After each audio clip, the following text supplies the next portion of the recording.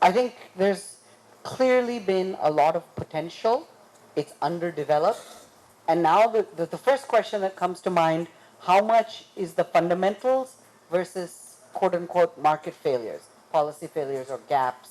And we heard about, for example, the role of the government, the policies aren't there, you've got GST issue, there's so many things that can be done with a pen and paper. I want to focus a little less on cooling per se. I'm not the expert, but we have very distinguished experts on that side. But keep an electricity lens as well, because that's the focus that was listed. But the first sort of quick observation is the word district cooling makes you think of one particular model, which also links to the political or jurisdictional. What does district mean? Because literally it's communities that we're really talking about. So in Scandinavia and in places where heating has dominated, or China we heard, it's really the communities, neighborhoods that have done that. Here, it seems that the immediate opportunity is less districts or communities, but more commercial agglomerations, clusters, hubs, and so forth. So again, that's an oversimplification, but in the immediate short term. A few issues that hit from the previous one, linking both of these, heating needs are modest in India. But then again, Dubai is doing this. It works well when everyone's on board, in the sense, what do you do when someone hypothetically, well, obviously you don't build a DLF cyber city for a panwala who will say, I'm happy without an air conditioner because it's too expensive for me. But if we only focus on those who are already converted, you'll be preaching to the choir. And the larger challenge of the cooling of India, which is the largest load growth expected, may not be met alone through these solutions. Now, two other issues hit you. One is, I mentioned jurisdiction, jugaad. How many of you know what jugaad is? So, makeshift. Adapting ad hoc to get it done. Innovation, frugal engineering is a polite way people put it, but it's sometimes worse than that. And now, district level requires planning, coordination, land maps. You don't literally know what is where, which pipe was built underground where, and you're not dealing with as much greenfield ability. Amravati is an exception we heard about. That's not most of India. Yeah, GIFT in Gujarat. I mean, there's niches. But the majority of India, even now, if you ask DLF to go build a brand new DLF, they can't, because they don't have that contiguous ability. So that's another severe challenge that most other countries don't face. Now, opportunities, what do we do about it? I think moving to an energy services model and mindset is really key, because otherwise we're going to be building more, because the more you build, the more you get asset capitalization or rate of return, or even you sell more product. But what you want to sell is comfort, convenience, etc., cooling, which could also then, once you signal correctly for it, incentivize better construction. Insulation. There's this whole conventional wisdom out there that says insulation is only for hot climates.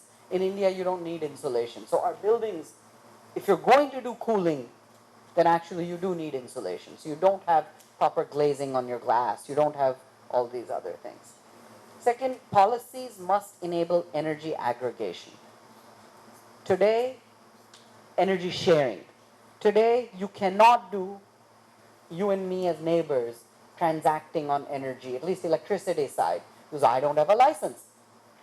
So the first thing is policies must enable the concepts of shared aggregate trading, all of these, without it being a regulated licensed activity alone. So this whole blockchain extreme example, peer-to-peer, district is a mid-scale. It's neither one small neighbor to one, but it's not centralized either. It can be a span in between. Policy-wise, we need to enable it. Second, we have to innovate, because the Indian use cases, Indian constraints, Indian sizes, 5,000 tons, I haven't done any recent math. If that was considered very small, but the ideal is bigger, then that's very few pockets of India in the short run. We need to pilot, I think, and share the data. Because DLF is one example we hear about repeatedly. The true costs, the true benefits. And then the second fight becomes, let's assume there are benefits, otherwise we don't do this. Who gets how much of the benefits? Which leads me to this last problem, which is agency or split incentive. Most construction in India is done by builders. And a lot of them, depending on their model and which city and what use, want to sell the thing off. They will build it as cheaply, OPEX be damned. Now, a lease model obviously is one way to handle this, but that is a market-determined structure outcome, as opposed to something we could necessarily do by fiat. So when we talk of shared resources, cooling is one of it, but even shared energy is another. So backup power to me seems to be one possible hook, because why should every house have its own diesel generator or its own battery and inverter? Because it can be shared and right-sized. And diversity factor of utilization of cooling load, of electrical load, has some stochasticity, but it smooths out. Today, all of that smoothing is only seen by the utility or provider a couple of layers up. Why can't we share some of that value to the edges? And a very simple example of where that's being fought today is on solar and rooftop. Net metering versus gross metering. So if I have to sell into the grid, but we are all 3 with solar or 4 with solar and only have a pipe that's a little upstream, our net transaction flow will look a lot smoother, which is worth something. But who gets to monetize it on what terms is literally a trillion rupee question. And the same principle applies for cooling and all sorts of loads. So we need to enable demand response. We need to enable not just the individual, but the shared demand response, the aggregated. Group captive has been one policy tool allowed for renewables in some states. It is neither universal, it is neither liked by certain stakeholders because it's a transactive implication, and it also keeps changing. So I think the last thing that we would want from any policy that's out there is some level of predictability and consistency, because these are infrastructure level deployments that people are going to make. It's going to last you a while. Thank you.